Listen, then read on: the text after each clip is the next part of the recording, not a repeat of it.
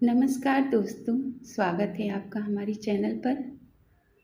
तो आज हम अबाकस का क्लास 3 शुरू करने वाले हैं।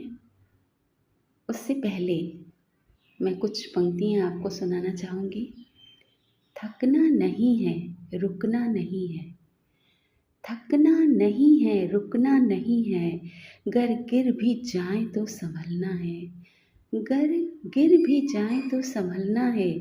एक दूसरे से जुड़ना है, एक दूसरे को जोड़ना है।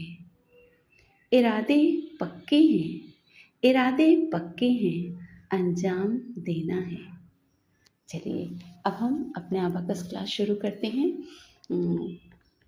प्रथम 2 क्लासेस में हमने अबाकस का पार्ट्स जाना कि क्या है, अलग अलग पार्ट्स का नाम जाना। फिर उसके बाद में हमने कुछ सम यानी कुछ प्रश्न क्वेश्चन करके दिखाए।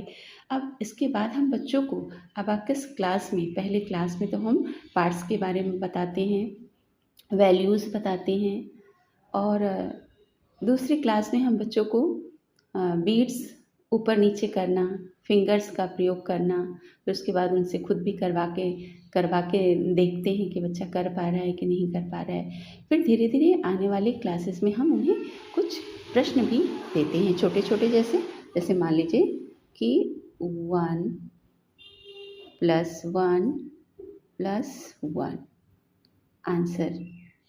तो कोई भी छोटा बच्चा 1 1 1 करके आंसर आसानी से दे पाएगा कि 3 होता है। पर अबाकस में हम ये चीज़ कैसे करते हैं?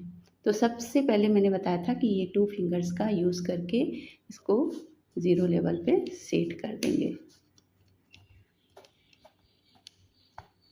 अबाकस हमारा 0 लेवल पे सेट हो गया, क्योंकि अब कोई भी बीट जो है वो आंसर बार यानी फॉर्मूला बार को टच नहीं कर रहा है। आपको पहले ही बता दिया गया कि जब कोई बीट्स आंसर बार यानी फॉर्मूला बार को टच करेगा तभी उसका वैल्यू होगा या उतना आंसर होगा।